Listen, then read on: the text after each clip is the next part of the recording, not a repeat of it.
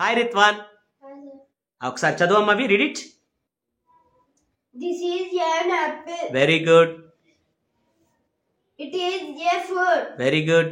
It is sweet in taste. Good. It is red in color. Very good boy, బాగా చదివావు. Hi Rishan. Hi sir. పైన apple గురించి తమ్ముడు చదివాడు కదా, నువ్వు బనానా గురించి అలా చెప్పగలవా? కింద బనానా ఉంది కదా, చెప్పగలవా? కమాన్ సే.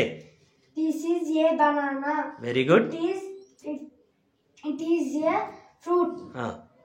It is sweet in very good. taste. Good. It is yellow in color. Very good. పక్కన నెక్స్ట్ ఫ్రూట్ ఏముంది? నెక్స్ట్ ఫ్రూట్ ఏముంది? గవా. ఓకే, గవా గురించి చదువు. This is a guava. Very good. It is a fruit. Very good. It is sweet in taste. Very good.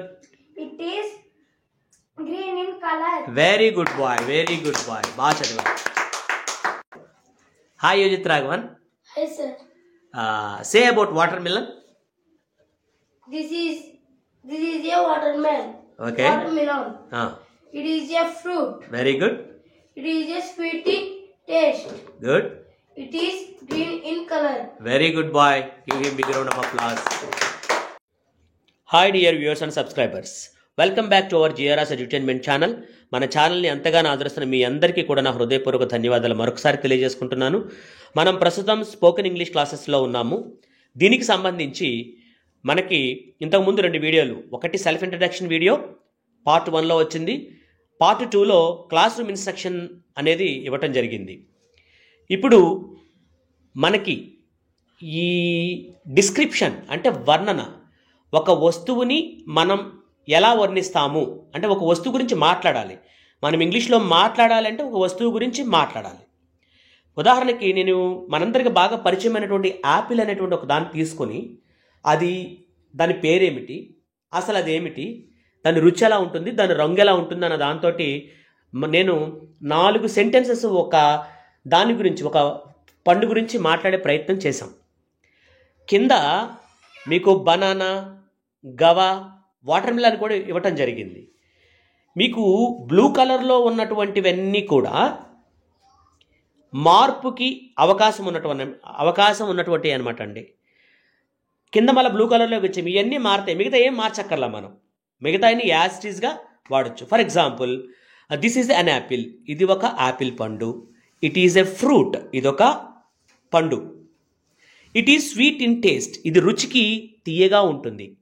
It is red in colour, రంగుకి ఎర్రగా ఉంటుంది, అంటే ఇది ఎర్రని రంగులో ఉంటుంది. అలాగే మనం బనానాని తీసుకున్నాం అనుకోండి, దాన్ని ఎలా చెప్పొచ్చు. అలాగే గవా, జామ పండు తీసుకున్నాం అనుకోండి, దాన్ని ఎలా చెప్పొచ్చు. అలాగే వాటర్ మిలన్, పుచ్చకాయని తీసుకుంటే ఎలా చెప్పొచ్చు అనేదాన్ని మన పిల్లలు చేశారు. అది ఎలా ఉందో మనం చూద్దాం.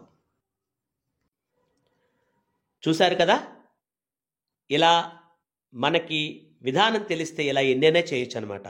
మీరు మరికొన్ని ఫ్రూట్స్ గురించి వర్ణించడం చేయండి. అలాగే వెజిటబుల్స్ కూడా మీరు ట్రై చేయొచ్చు. డిస్క్రిప్షన్ అనేది మనలో కాన్ఫిడెన్స్ అనేది పెంచుతుంది. ఒక దాని గురించి వర్ణించడం అనేది మనలో కాన్ఫిడెన్స్ అనేది పెంచుతుంది. కాబట్టి అందరూ ఇంటికాడ సమయం దొరికినప్పుడల్లా ప్రయత్నం చేయండి.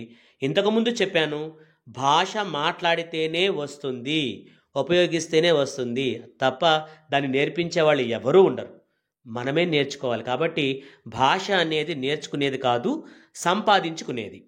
I wish you all the best. Please like, share and subscribe. మీరు మన వీడియోని లైక్ చేయటం వల్ల ప్రస్తుతం అల్గారిథం ప్రకారంగా మన వీడియోని ఎక్కువ మందికి వెళ్ళే అవకాశాలు ఉంటాయి.